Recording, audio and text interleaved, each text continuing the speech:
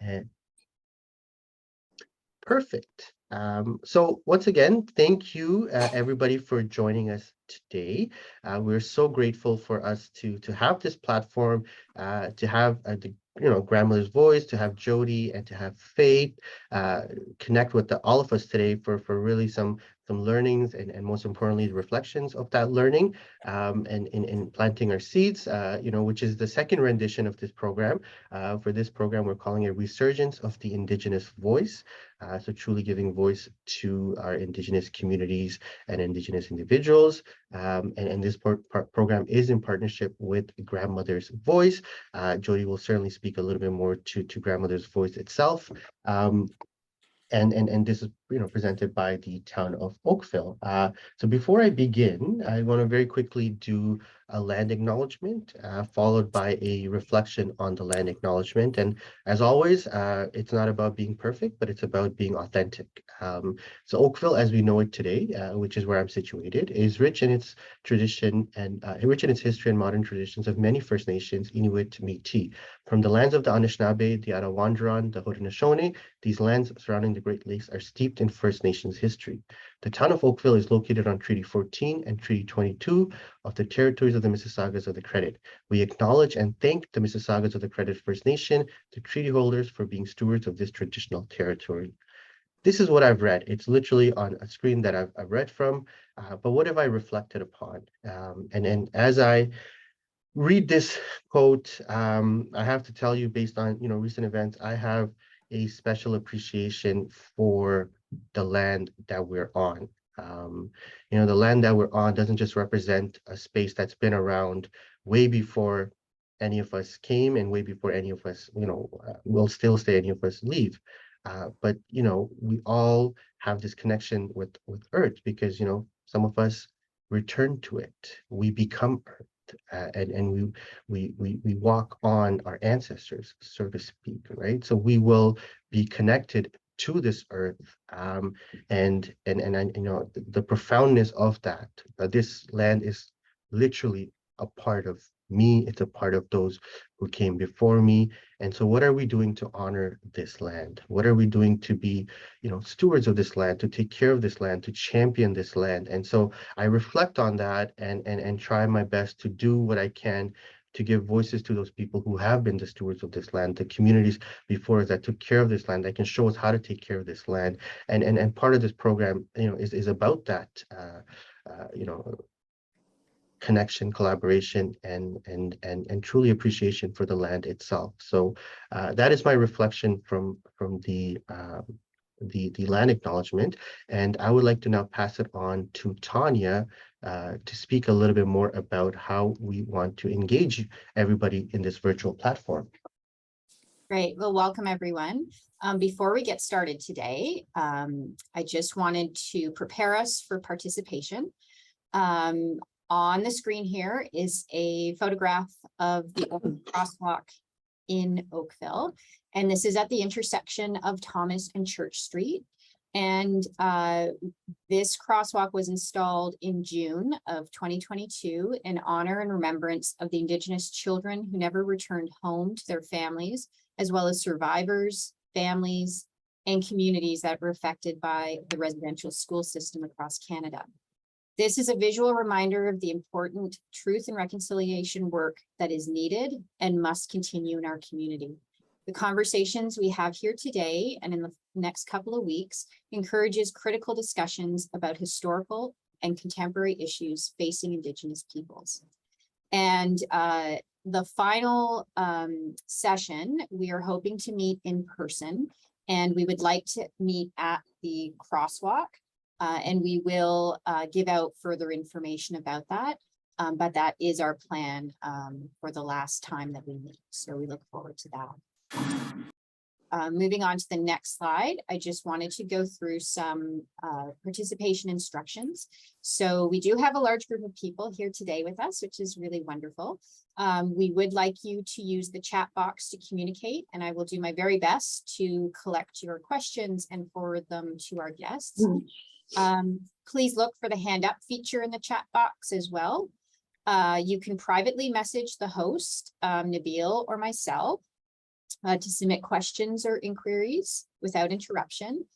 And unless otherwise instructed, please keep yourself on mute. That just helps us focus the sound on the speaker. Please respect one another and their perspectives. And this program is being recorded, as Nabil mentioned. So just a few more things to review in our agreements. So we want to stay engaged, and staying engaged means remaining morally, emotionally, intellectually, and socially involved in the dialogue. Experience discomfort. This norm acknowledges that discomfort is inevitable, especially in dialogue about race, and that participants make a commitment to bring issues into the open. Speak your truth. This means being open about thoughts and feelings and not just saying what you think you want others to hear. Expect and accept non-closure. This agreement asks participants to hang out in uncertainty and not rush to quick solutions, especially in relation to racial understanding, which requires ongoing dialogue.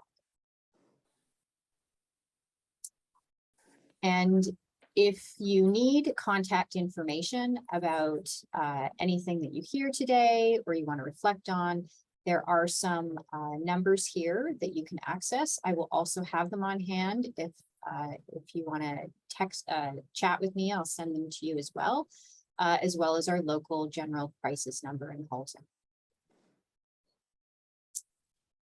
If you have any questions after this session, please contact Affordable Access at oakville.ca. That's how you can reach Nabil and I, or call the town's main line, 905-845-6601, extension 3619. And with that, I will pass it back to Nabil. Thank you so much for that, Tanya. And with that, I would love to pass it on to our wonderful, the wonderful Jody and our wonderful guest speaker, Faith, Jody from Grandmother's Voice. So I'm going to stop sharing my screen, and I know Faith is going to share hers. So I'm just going to quickly stop to share, and please, Jody and Sherry, sorry, Jody and Faith. Sherry is in my thoughts. You know, she's part of Grandmother's Voice as well. Please take it away.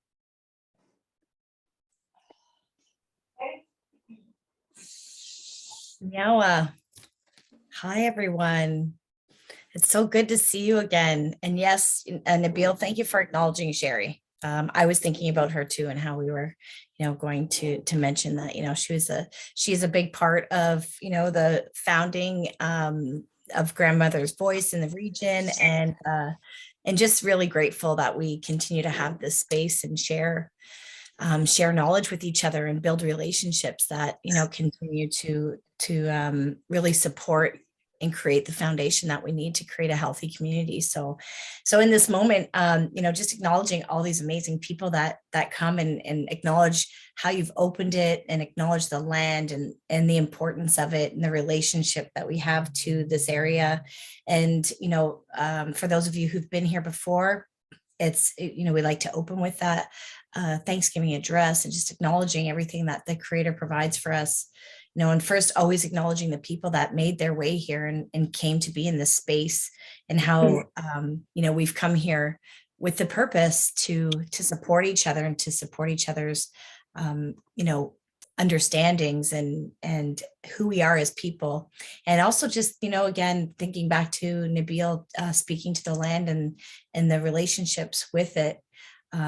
We acknowledge that without it, we wouldn't exist. And the Mother Earth is really who we need. It is our true mother, right? And all of the waters that surround us, that are within us, we know that without those, we wouldn't be here as well. And the fish that are in those waters that feed us, the plants that surround us, the medicine plants, the food plants, the trees, the first people of this earth, are the trees. And then I see the animals and the squirrels and, running outside my window, just knowing that they're also taking advantage of this beautiful weather we're having before, we all kind of go into hibernation. We're hopefully taking this day, this beautiful sun, the energy of the full moon, because we're still in that energy. They say before the full moon is when, the 3 days before is when the energy, that people get chaotic and, things we have no real control over, not that we have any control, but it's usually chaos. And then it's after the moon where the energy tends to calm down again, and people begin to ground themselves and really get back to consciousness, I want to say, because it's really easy for us to get caught up in other people's chaos around the full moon. And so, just knowing that that's why she comes to us, in the times that she does once a month, is what I'm taught with the grandmothers. And so also knowing that, the winds, the other day when I was out, it was really windy where I was in Milton when we were doing our ceremony. And we remember that the winds come to clear, right? They come to help us remove anything that doesn't serve us, much like, the smudge and the medicine that I'm sharing right now virtually with you is this medicine, and the smoke represents that clearing. A conversation I was having with my friend, I'll introduce you to, Faith. That smoke represents that spirit, the spirit that surrounds us and supports us. And we may not be able to see it, we may not be able to see the wind, but we know that it's there for a strong purpose. And so the sun and the thunders, we can't forget the thunders, because the thunders as well, they shake things up, so they move things as well. And the sun, rising in the east and setting in the west reminds us every day that we have a new day and that we can move, we get to move forward. And so just, moving it through to the stars and our acknowledging the beauty there and our ancestors that live within them. And then also, my teachers, my guides that continue to support me on this journey, to bring this community together and really create beauty within our in our communities. So I'd like to just acknowledge all of my elders and my teachers and the enlightened, workers who continue to support us. And then of course the creator.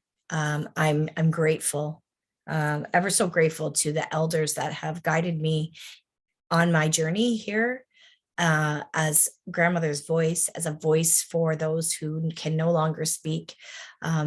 We are here, and I'm very excited to share with you this 2.0 of planting our seeds and talk about the resurgence of the voice of the people that were, one of our elders said, the sleeping elders. It's time to wake the sleeping elders. It's time for the women to come above ground, and just know that, yes, there was oppression and suppression, but there was also intelligence within our people and the Indigenous people, that there was a time for them to protect the knowledge and protect those women. And so there's been this, a lot of elders and people who have been preserving this culture for this exact moment in time that we're going to share together for the next hour. And I'm honored that you chose this time in your day to spend with us. And I'd also like to acknowledge the town of Oakville, who, as a resident of this town, have never been disappointed by the support that they've given me as an urban Indigenous woman, trying to make a better community for my children and my relatives that want to connect home. And so I'm honored today to invite into our circle and into our community someone who has been an inspiration to me, has empowered, helped me move into my empowerment and understanding of my purpose as an Indigenous woman. And that why not us in our community? Why not us rise the voices and create opportunities for the Indigenous community to build what is in our community, and that we can awaken and do this work together, side by side, shoulder to shoulder, as Sherry would say, and in its time. And so I'm really honored to invite Faith Hale. For those of you who don't know me, I'm Scano Jodi Nigaso. I'm an urban Indigenous woman, have lived in Oakville for almost now 34 years.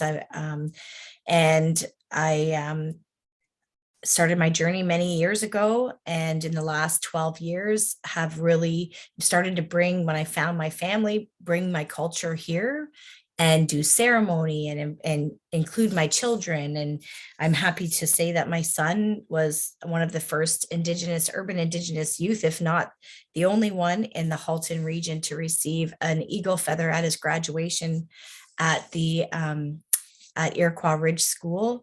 And it's just been my endeavor to continue to do that in this community.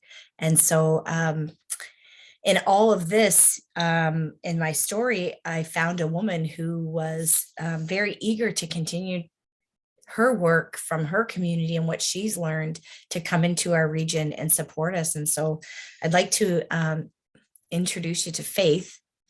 I can't see you, Faith. I'm going to have to scroll through these other beautiful faces. But there she is. I see you now. And I'm honored that that you're here to join us, not only as a sister, who's finding her way. You've graciously shared your knowledge, experiences with what our community needs to build a good, strong community foundation. And so thank you so much for joining us in this space. Wonderful. So happy to be here as well. I'm not sure if I'm doing things or other people, so I'm going to remove that pin because I'm not sure if that happened or not. Again, I'm just going to do a quick introduction in my language. Dojetazi Maragua, Marajazi Odanagabagish, Mandan Haratsa, Prairie Chicken, Marabi Sagits, Dade Mahuba, Masa Masagadits hats. And what I said was in my language, which is Hadatsa. Hello, how are you doing, my friends? My name is Blooming Flowers in the Spring. I'm Mandan Hadatsa, Clan Prairie Chicken. The day is good. Thank you to the grandfather. So Gichimanadu, the creator, the great creator. And I'm excited to be here as well. Jody, I think it's so important for us to come together at this time. For a resurgence is a good word. When I think about surging and what that might be and bringing us together and understanding that we all have this role. I often, look at the language as, even though I'm not a fluent speaker in my language nor other languages other than English, and that is a product of who we are in this land today. But it doesn't mean we can't begin. So a lot of my language teachers that I look to for the truth and who we are as a people in what we call Turtle Island, Canada and the US and parts of Mexico, that really looks at coming together with many nations, right? And I feel that today that I'm in this place called Oakville with many nations, and it excites me to be with you, even though I can't see your faces. I know when I was smudging and bringing my own thoughts to all of this, I could feel that we're in a good place. And I also know that there's a wonderful individual who lives in Oakville. Her name is Susan Aglucart. And she does a lot of work around reconciliation, bringing people together. And she is a spirit sister of mine as well. And it just excites me that I'm in her territory. So I look forward to being a part of all of this work and who we are. Yeah, so you just sent it to me now. I think someone isn't muted, but I don't know how to do that. So in looking at where we're going, we really have a question for you. Jody, if you want to invite people to put things into the chat. Yeah, and we always start with this, right? The grounding. I even think I may have mentioned it. We do this grounding before any, really anytime we go into a circle. And so when Faith and I were talking about, how we're going to bring this community together, it's really important that we do this and we extend the invitation to you to share with you how you're feeling today. And when I spoke with Faith this morning, she had some wonderful news to share with us about a new grandbaby that arrived yesterday.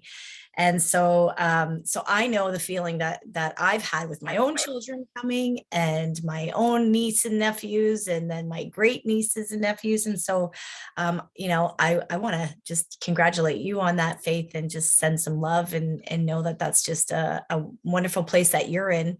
And yeah, and please, you know, be open today, you know, like everyone I think that has spoken so far.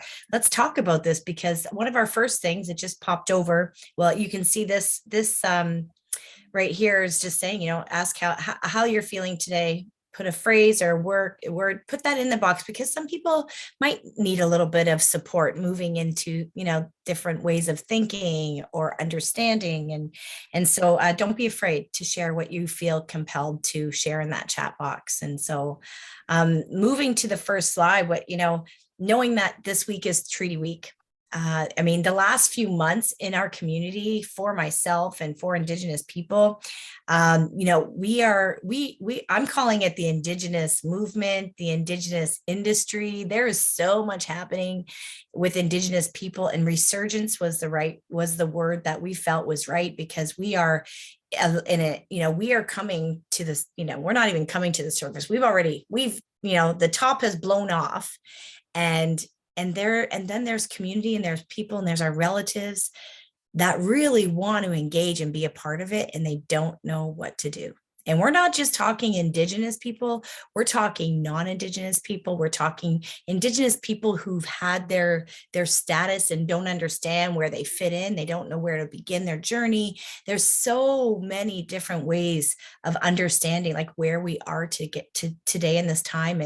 And Grandmother's Voice has really become that collective where people feel comfortable to come and share and just be vulnerable. And so we just felt like extending that to this space is what's important for us.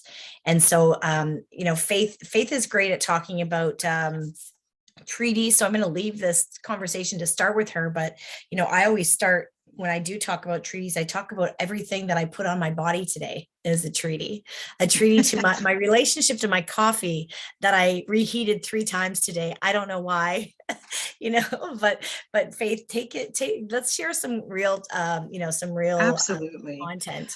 Jody, I like that you're acknowledging on the body, because we have this poppy here today where we're really acknowledging our veterans as well.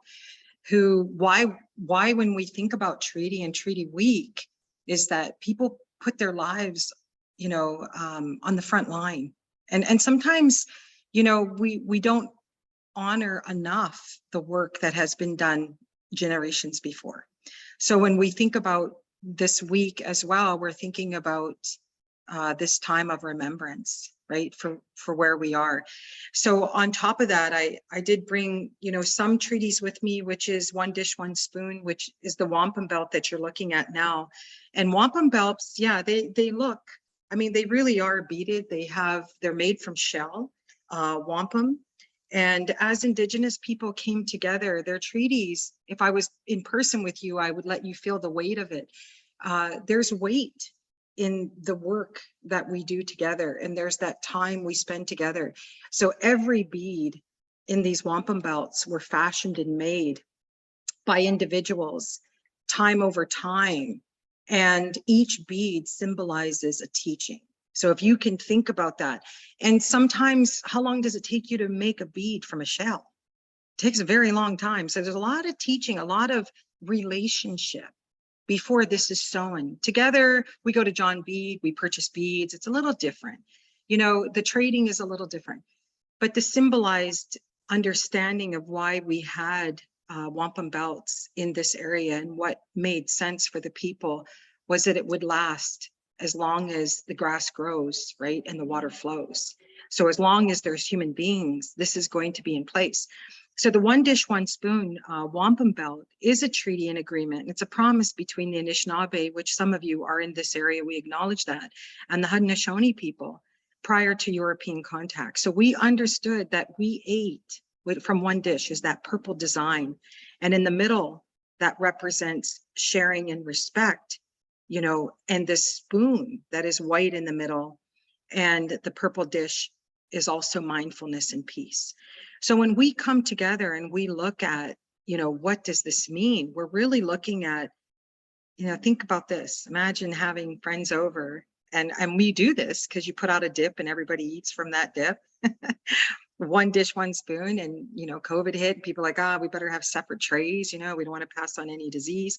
But there's all of these things that we consider. And if I said to you today, I say this a lot to colleagues of mine in the work that I do.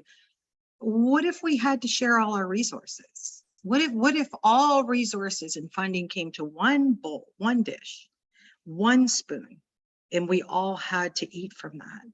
Would it look differently?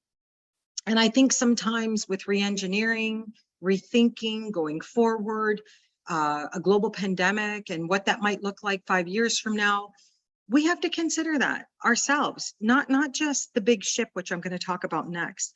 So when we think about one dish, one spoon today, this is a reminder to both Indigenous and non-Indigenous people that we should take no more than what we need, and to always be mindful and the needs of others. So when we were through this time of coming together and understanding, re-engineering is a word people use, resurgence, we need to consider and be mindful of others and what that means. And so for me, it means a lot. So I reflect on this treaty, not just because it's Treaty Week in Canada, but this is how we live, and how I live in my family, how I work, and actually how I maintain peace as an individual. I often say to people that individuals build families, well individuals build well families build well communities build well nations. If we're well, we don't even have to be concerned. And I'm like, take a look around in Oakville. How well are the children? How well are the families? How well is the community? So if there's work to be done, I think that's what this treaty connects to, is that we need to be mindful and we need to think about the needs of others. Another treaty that I want to speak a little bit about today is the Wampum, which I have here on me as well. And I was honored with this from the Haudenosaunee people when I did work in the community of Windsor, Essex, some years back. And they saw that as leadership, that I really believe in this treaty.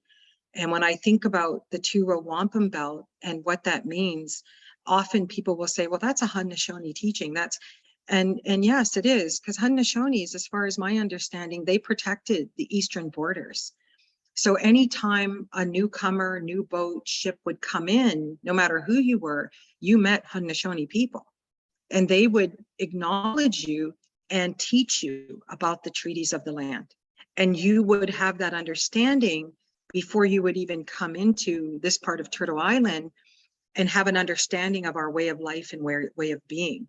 So this actual treaty that was in the early 1500s was done between the Haudenosaunee and the Dutch people.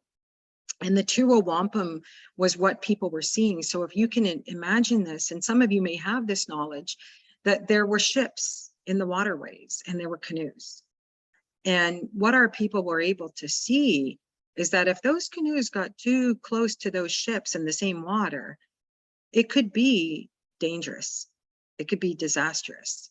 And, the people saw that back in the 1500s and thought, how can we live together with the understanding of the ship and the canoe? So the Gaswanta, the River of Life, talks about that peacefulness as well. It talks about how we live together in trust, friendship, and respect. So these purple rows resemble the waterways and where the ship and the canoes would be. But out inside of those waters are the trust, the friendship, and the respect, and the peace of how we would get along. So, in considering what this means to us today, I often tell people that these waterways that we talk about with settler and Indigenous people and how we govern ourselves are really about our own languages, beliefs, culture, religions, and laws. And when those waterways come together, and we'll give you an example later on, Indian residential schools, it can be very dangerous for the people. So we need to consider in our work going forward in Oakville and other communities is that where there are policies, procedures, and laws that are not about the Canoe people, that we need to consider what that looks like. And I often tell settler people in settler policy and systems today, which we now call the government, that these governing systems sometimes distort the work of the Canoe people. And often I find in my colleagues and friends who are in their own services to the community say, you know, Faith, I feel like I'm in the ship too. I said, you are. So, you know, when we consider what this means to us, it speaks a lot more to present day than it ever did, you know, because, you know, we feel that why we have calls to action like Every Child Matters, Missing and Murdered Indigenous Women and Girls, Reconciliation, Black Lives Matter. There's a reason, because if we uphold these original teachings and policy, I don't think we would have those conversations or need these movements, in my thinking. So there is a pathway to peace, and we're going to spend some time over the next 2 weeks talking about that. So something that I do want to express, and Jode, you can chime in there anytime you want, is really about a circle of practice. Some people might know this today as a community of practice, which is used in a lot of professional, university, college types of scenarios. But for Indigenous people, we respect the community of practice. We understand that we need to come together and shared interests and have relationships, and to have knowledge and stories and tools developed so that we can practice together in a good way. Some of the work in looking at the treaties, which you can still see represented in this actual slide, is that for Indigenous people, community practice is in the center. And when we do this, it becomes a circle. So you'll hear me talk about the circle of practice versus the community of practice. And the circle of practice has so much meaning. It would take me probably 3 or 4 days to go through it all. But this idea of policy, we have Indigenous policies. I just showed you 2 treaties that people thought about and have existed for, you know, hundreds of years. We have settler policy that has existed for hundreds of years in this land. And how do we govern with that? How do we talk about things like social justice? Some people might say, EDI, equity, diversity, and inclusion, but that justice piece is so important to the relationships today with Indigenous peoples. We have collaboration. We have Indigenous collaborations as well as settler-led collaborations. And we got to think about that. What does that look like when we talk about urban Indigenous-led programs and services? Well, there's a lot of people speaking about this today, elders, knowledge holders, people who make decisions for urban Indigenous people in design. So I think with this conversation, it really means to Ontario and Oakville and the places that we all reside in this region, is that we know largely 80 plus, I sometimes say 83%, 85%, but I don't have the exact number, of First Nations, Inuit, Métis people live in urban area in Ontario. So what does that mean to Indigenous led? Because when you're on your First Nation or in your territory and you're with your people lead, but they lead based on a lot of the policies that we talked about in our understanding, our beliefs, and it looks differently in urban area. So a lot of this is about collaboration, coming together and ensuring that whatever is happening in the ships and the canoes is meeting the needs of the people holistically, again, with peace, with trust, with friendship. So when we talk about education, we're really talking about Indigenous education and knowledge, which some of you are getting some of that today, as well as our settler-led education. So there is education. A lot of our people today have gone to university. They have their degrees and understanding of others and ways of life. And I have to tell you, if you're a second language English speaker, often what I'm told is that you have to really think in your own language and translate that still in your mind to English. I just had a friend tell me she's a Francophone first, And everything she does, she writes in French and then translates it into English still to this day. And I said, that's funny because I don't speak my language, but when people speak to me, I have to take what they give me and translate that into Indigenous ways and education for it to make sense. And if it isn't balanced, I'm not able to put that into my bundle until I'm able to create balance. And I think that's for a lot of Indigenous people today, because we really are trying to live this balanced life in our lands the way we did before contact, so over 500 years ago. So when we think about research, we're really talking about Indigenous-led research and settler-led research. So some of this research that we talk about is done in ceremony. Our practices, like there's some getting up and walking around the pumpkin, which I love. I share this teaching from the Haudenosaunee people, and I was given it years ago in my young life, that they would plant a seed and grow a pumpkin. And everybody knew it was a pumpkin. They grew pumpkins, but they still would get up in the ceremony and walk around this pumpkin and describe the color, if it has a little bump on what side, you know, how many leaves it might have, what color is the stem this year. And at the end of the day, it was still a pumpkin. But there was so much more knowledge that the people were able to gather and direction. And I feel that today, that in our communities with reconciliation and where we're going in our circles of practice and whose responsibility is it, it's all of our responsibility. And guess what? Just being in this room today, you're getting up and you're in ceremony because we had smudge, we acknowledged the land. I ate just before I got on. I have some water. I'm sure you had lunch. That's ceremony. That's a practice of living the good life. Sometimes I wish I didn't even use the word ceremony, because sometimes I feel like it might separate people. Oh, that's not our way. It is your way, because if you're living the good life and you get up every day and you give thanks and you're grateful. I'm grateful for that grandson.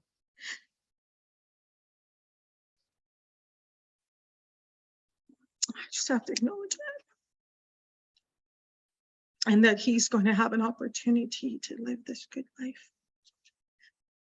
That we just have so much to be grateful for.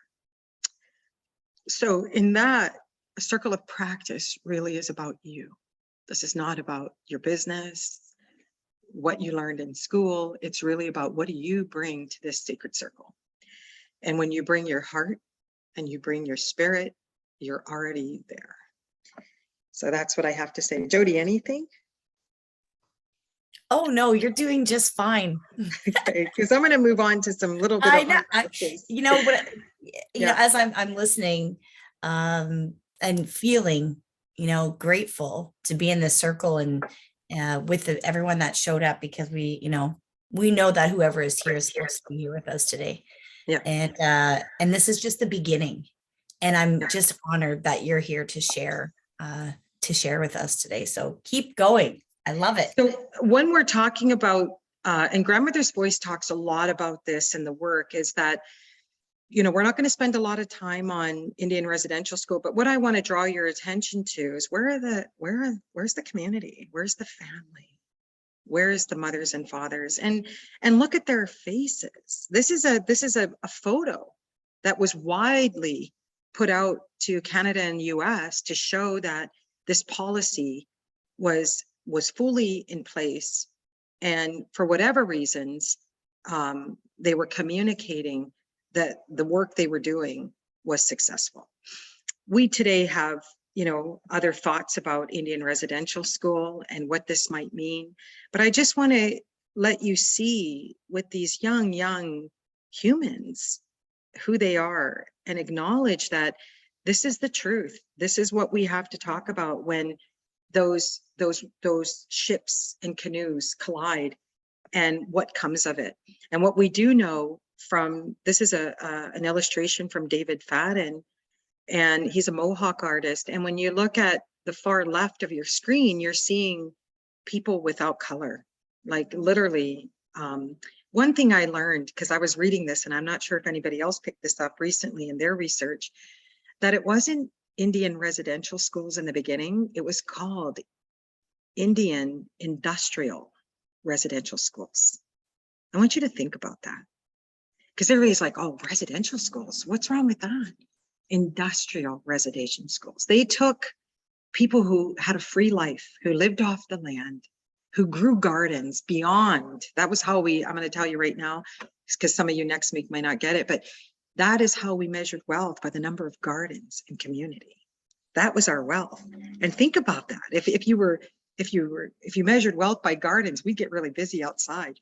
So when we think about, what was taken, wasn't lost, it was taken, to where we are and where we need to be on the right-hand side, we're somewhere in the middle. We're somewhere in the middle. We're making our transformation, and we're just asking others to, join in that circle, and to have understanding that I can tell you, when the people on the right have what they need, we're going to have a beautiful land and society. I'm going to tell you that, and there's hope in that. So when we talk about truth and reconciliation, the 94 TRCs, we put a little bit in here in this slide deck that you will get, so that you can take it with you. What is reconciliation? We're still unpacking that today, but according to the Truth and Reconciliation Summary, their final report, it's about 536 pages. There's 94 calls to action, which are highlighted here. So we don't want you to spend a lot of time in reading the 536 page and try to figure it out. What we want you to do is what I call reconciliation. Bob Joseph's books talks about that, Indigenous relations. And if you don't have that book, I'm going to recommend that you do pick one up or share with each other. But this book really talks about how to put reconciliation into action as an agency, as an individual, whether you're Indigenous or not. And I found comfort in it. We actually had Ganastada is our, we come together and read in our communities books that make sense for us to learn together. And that was one of our books for our reading club. So you might want to start something like that, Grandmother's Voice, if you haven't already, that people can come together and have these conversations, because it's beautiful. And again, circles of practice. So for that, we also have Truth and Reconciliation, and the Commission of Canada calls to action. So it's in here, it's in the slide deck. There's 22 topics with 94 calls to action. And I remember when this was being discussed, it's kind of funny, before it was actually in print, it was brought back to a table that I sat on in the province. And they said, can't you just, the government is asking, can you just narrow it down to maybe 10 things? And we're like, we came up with 94 out of thousands. We can't. So, the government really needed to understand that, just in this work, these calls to action. And I want to encourage you to get involved, because it's not about just Indigenous people in Canada. It's about people. It's about being human. It's about the policies that we talked about, the treaties. It's really about how do we live the good life? And we're going to get more of that next week. What does that mean? Because living this good life and this vision of what that means is what was taken and disrupted.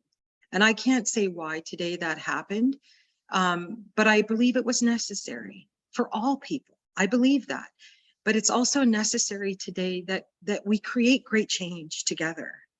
And this is what we're talking about, is that for whatever reasons, this beautiful group of people who were 100% of the population over 500 years ago, which is now 2% of the population, by the way, in Turtle Island. And when I say that about animals, people get really worried, but it's true. We're 2% of the population in our lands. That something has to happen. And when I consider that, and I consider what it is in the meaning making of the good life, living the good life, I know that we have to get busy. And even our earth is telling us that. It's not just us. Our waters are telling us that. Mother Earth is not producing the same. So we really have, our animals are not producing the same, our trees. So we really have to consider today humans, and I say this often, the land does not require human beings. The animals do not require human beings to have success and good life. The sky world, the air, the waters do not require us. We require them. So when we think about Indigenous thinking and knowledge, 10,000 years in Turtle Island, I'm told, and 60,000 on the land as humans, that we have some work to do.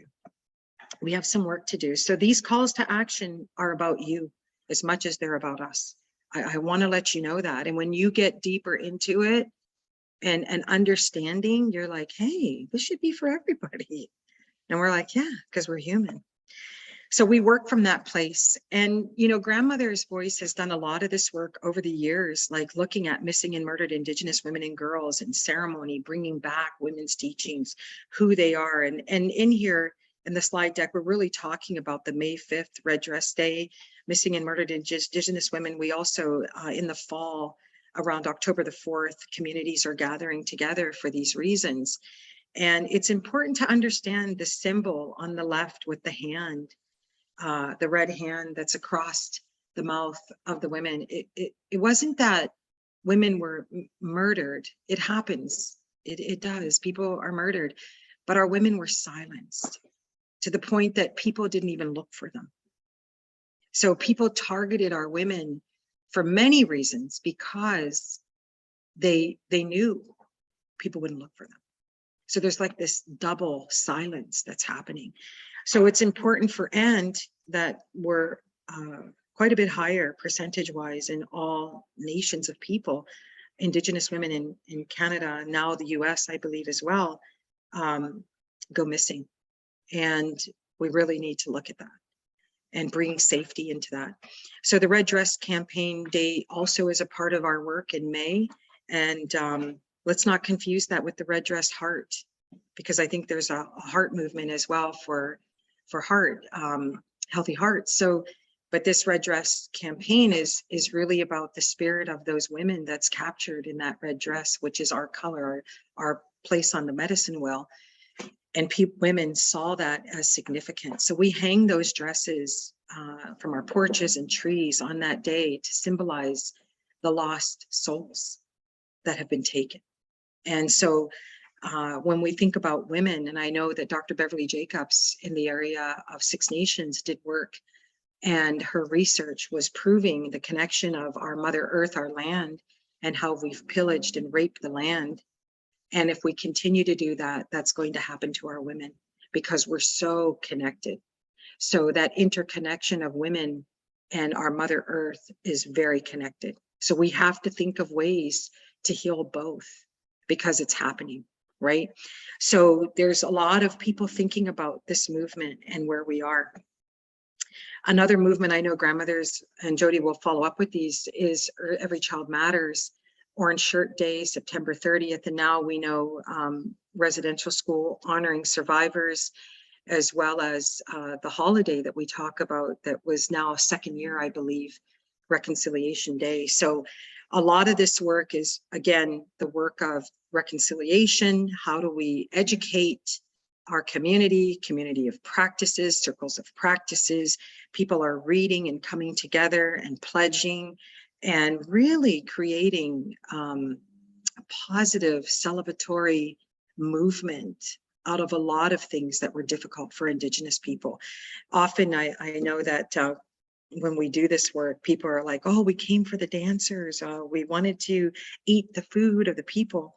And I understand that, but it sounds more like a powwow and a celebration, where these events are more about reconciliation, about how do we go further?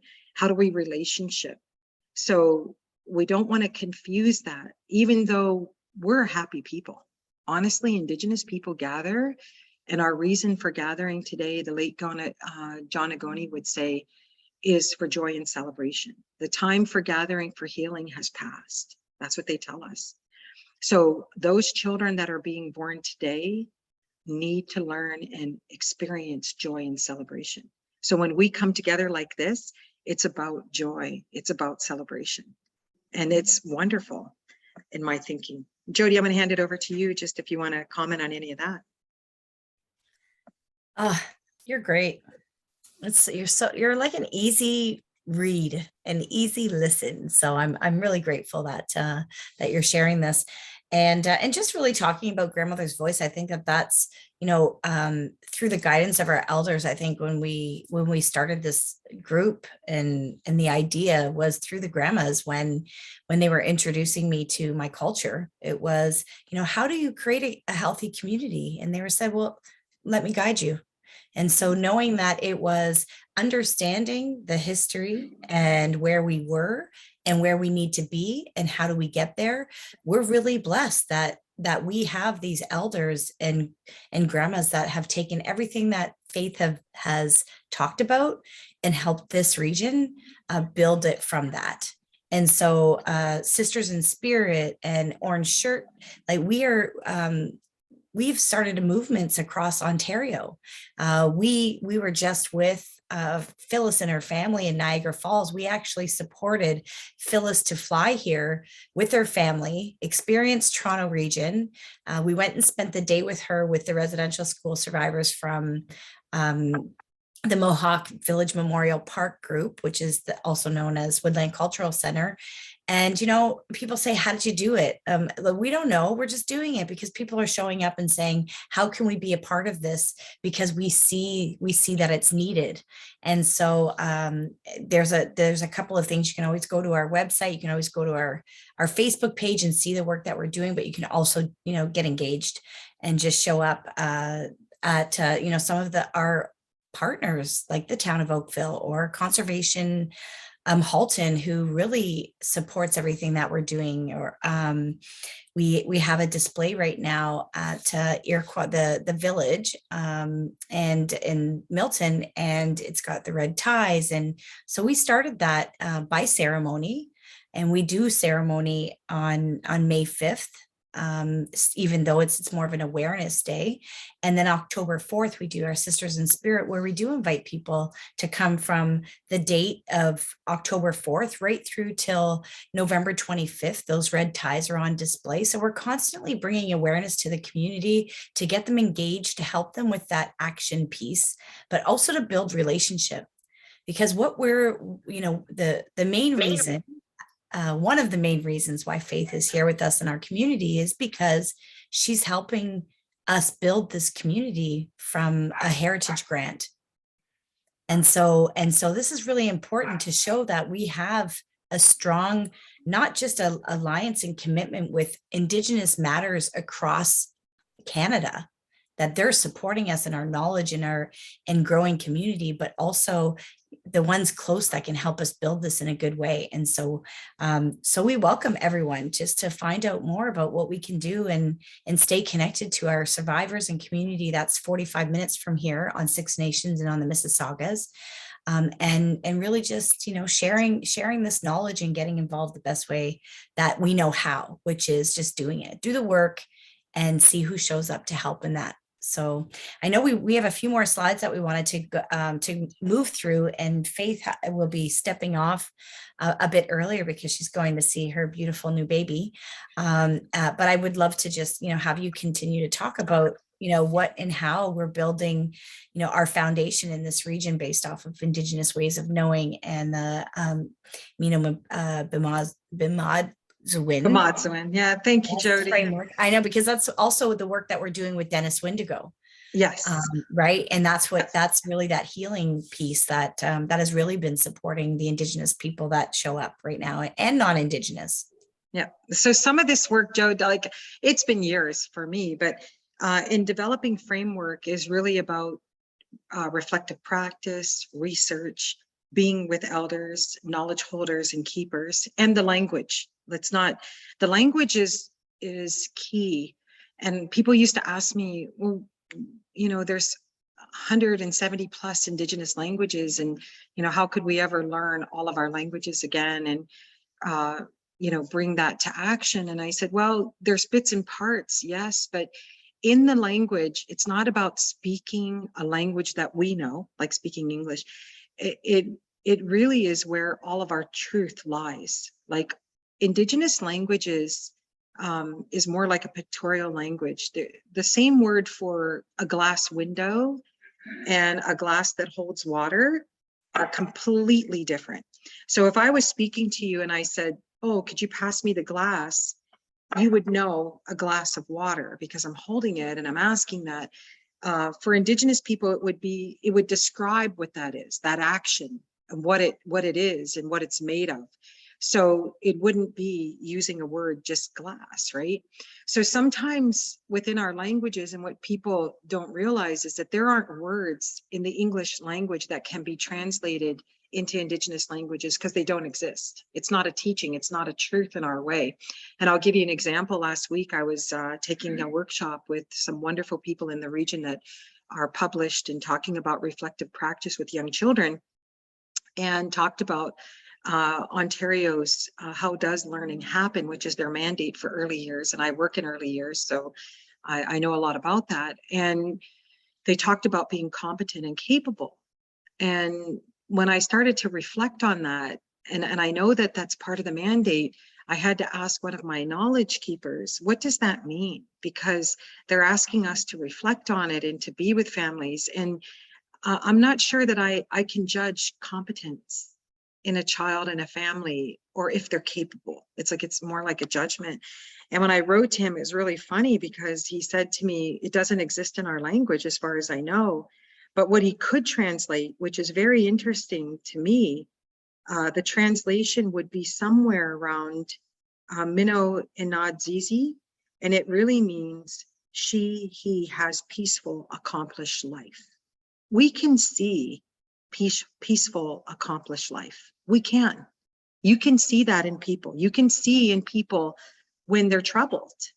You can see that, even in your own family. And he also said that, another word that would be good was Gichiia, which she is a great being. So if we thought about people as peaceful, accomplished life and great beings, I think we would do a lot better. And how do we get there? Well, it's how we get there. This framework really talks about supporting people where they're at and understanding and trying to make meaning. So, within our practices, our ways of knowing in the region of the Southwest region of Ontario, Anishinaabe people, mainly, and who we dealt with was Gertie Bocage was one of our knowledge holders. And from the Haudenosaunee people, we had Norma General join us as well for a balance.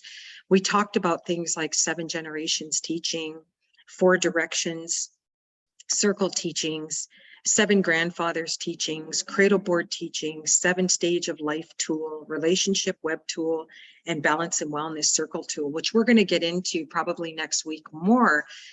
But to let you know that these resurgences, if I can use it that way, are really about acknowledging what was in our circle prior to contact and how do we operate today.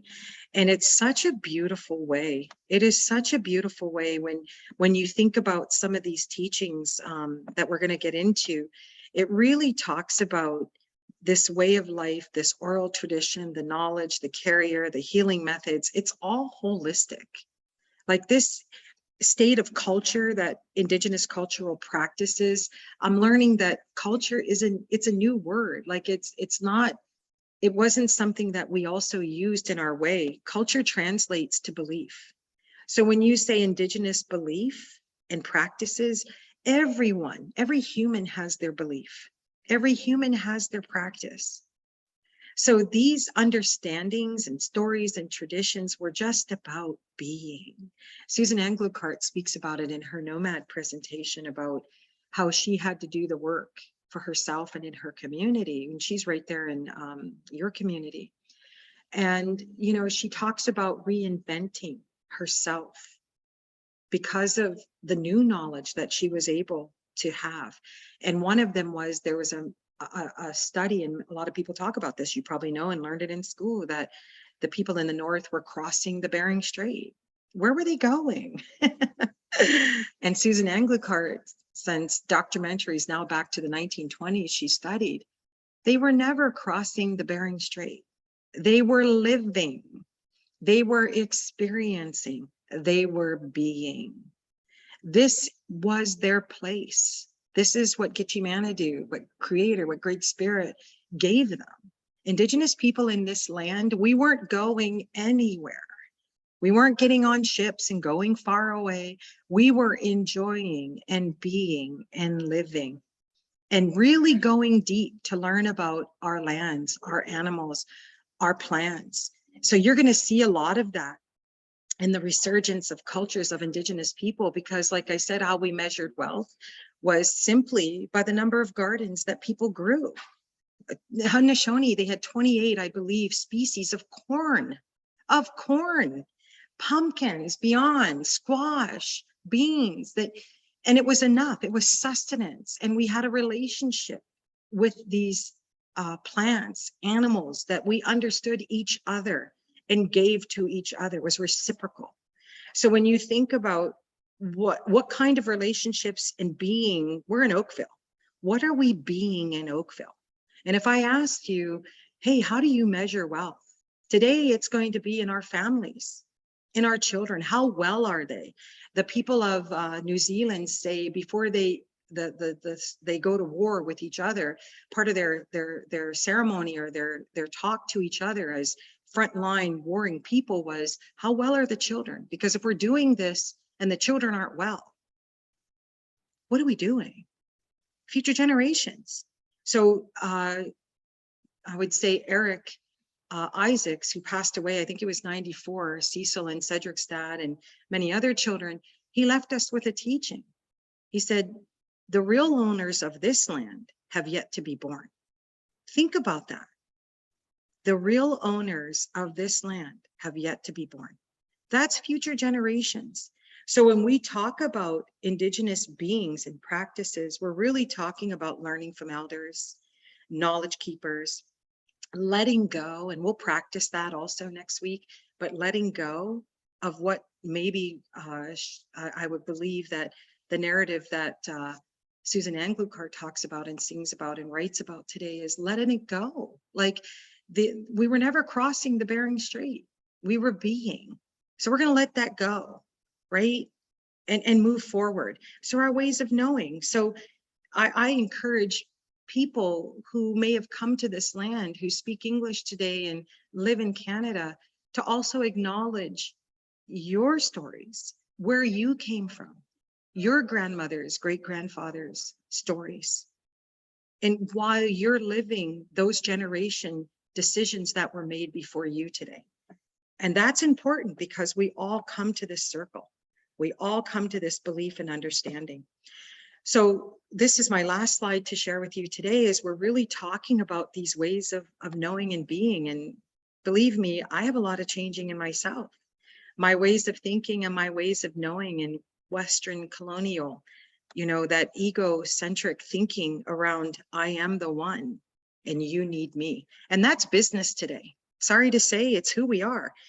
Does it have to be that way? I don't think so. I don't think so. And I think we're going to learn that. And if we haven't, this idea of COVID and coronavirus and what we're facing in the future, we're all connected. And that means the whole world. And I think that's, when we ceremonied over this, and, I was going through a berry fast for a year during COVID with my grandmothers and different women in our community.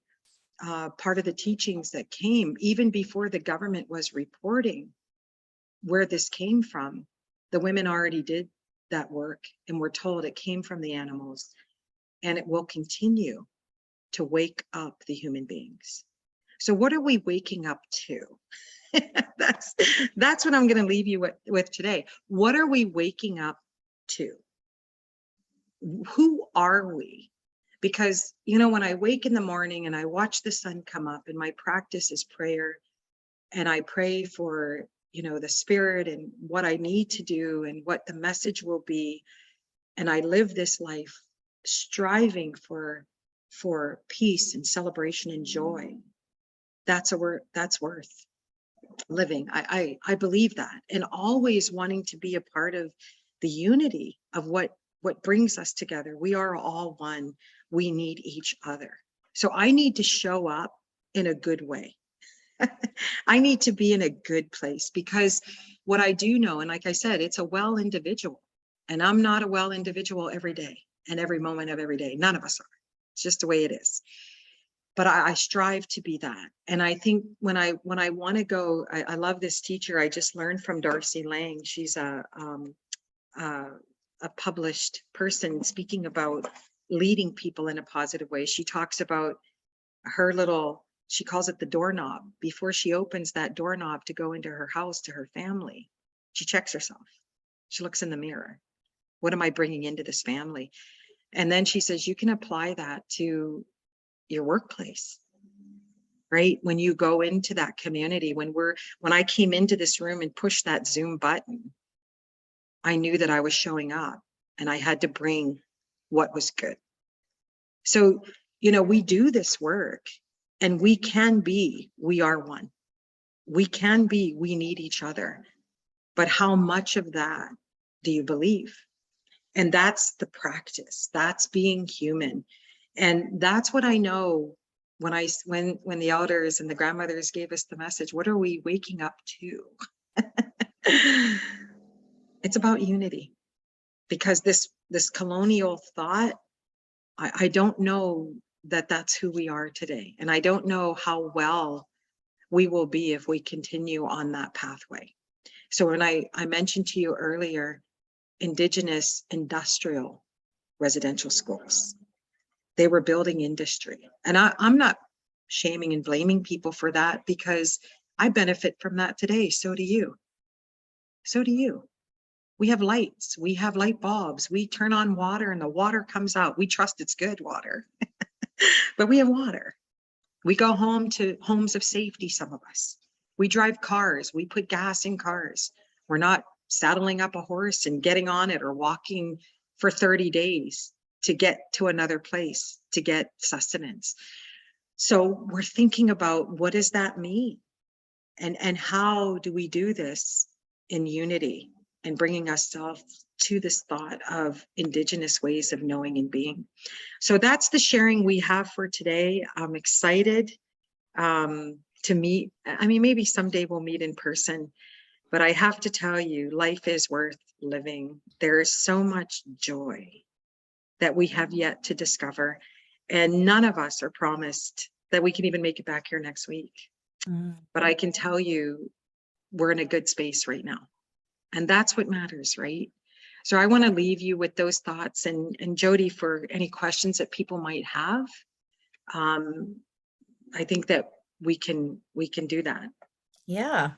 And I'd just like to acknowledge as well, because I think you might have to pop off early. I'm not exactly sure. It's almost 1:15, and I know you said, yeah. So, but I wanted to just, before you pop off, and let people know now that Faith will be joining us in this month, November 25th. We will be sending out, you'll be seeing it shared widely through communications in the region and on our Facebook and YouTube, everywhere, that we'll be gathering at in Milton to invite people to hear about how Faith and Skenna and her organization and some of her partners that have done this work, helping to build communities, Indigenous communities, that we are a recipient and in relationship with them for a Heritage Canada grant, basically to start our center here and figure out what it is that we need in our community. And so I hope that you come to meet her in person, because she's just as amazing in person as she is here. And again, she's been supporting us and mentoring me for the last 3 years. And it's been hard to contain all of this, because, for those of you who know me personally, I'm just like, I want to tell you every little morsel in detail, because it's time. And it's time that we lead this and do this. And that was a really strong message that she shared with me today. I was still kind of saying, that we might do this, or we're looking to do this. She's like, no, Jody, you're doing this and your community is doing this. And so that day will be an invitation to community members, Indigenous community members, but we always keep the doors open for non-Indigenous, our cousins, people that we wouldn't be here today. Grandmother's Voice would not be here today without our relations with like town of Oakville and our individual volunteers that continue to show up and say, hey, let me help you with this. Let me do this fundraiser. Let me help you get there. Let me help you take care of the survivors. Let me take care of the grandmas. There's a lot of stuff that we do, and we're just doing it in relationship, respect, and honor, honoring our ancestors, that this is just the right time. So I hope you'll join us next week, but mark that in your calendar, November 21st. It's a Monday, and we'll be talking about creating our Indigenous community here and what that looks like. We know what it looks like. So and next week we have the back end, the other half of these slides. So probably about another 15 or so slides of really great content and understanding. And so, yeah, if we'd like to open up the floor, I want to hear what Tanya and Nabil have to say, because, I know you dig this kind of content, Nabil, and Faith is good, eh? Yes, well, faith is good. Yes, absolutely. And yeah, that was So is Faith. yes. Thank you, Jody. Thank you, Faith, so much. I found the question that you left us with so incredibly profound. In terms of what are you waking up to? Because I think how you answer that question determines how the rest of your day is going to go. And I think that's something that all of us can sort of reflect upon. And I know Faith has to leave to better places to be, definitely, to see her grandchild, which is so awesome. But at this point, if anybody has any questions, Tanya, was any questions sent or asked to you at all? Nothing specific in the chat, but if you have a chance to look at the chat, Jody did put in some resources to some of the things that Faith was talking about, to some of the authors and whatnot. So do take a look. And again, if you have any questions, just email us at Access Oakville and we will reply back. This has been recorded. So if you do want to share any of this information, or of someone who would really love to hear this, we will have that available soon. So we will share that with someone. I found this was a really great learning opportunity for me. And I have to say, Jody, every time we're together, I always learn so much and take away so much with me. And I have to say, what Faith had said about the real owners of this land still have to be born is really, it's quite profound for me. And it really makes me think about the work that I do in my day-to-day to take care of things so that there's, a good place for my nephews and for my nephews' children and onward. So that was really special to take away. So thank you, Jody, for bringing Faith on to speak to us today. And I look forward to hearing from Faith next week. So please join us again next week, same place, same time. And if you want to share, we have lots of spots available. So please share with your community, and we will get more people involved. Absolutely. So once again, just to wrap up, the recordings will be available with the information and the conversations had. I will send a link once it's uploaded, and like, this is a 4-week virtual program, 1 week in person, which is at the Orange Crosswalk in Oakville. We'll certainly be sharing information about that. But well, what a way to get it started, right, guys? Honestly, I think that was so awesome, so reflective, and Faith is going to be with us next week as well to continue the conversation. We hope you will be too, and you can take or bring a friend or two along with you as well. So thank you so much, and we will see everybody next week at 12 o'clock. Have a good one. Bye.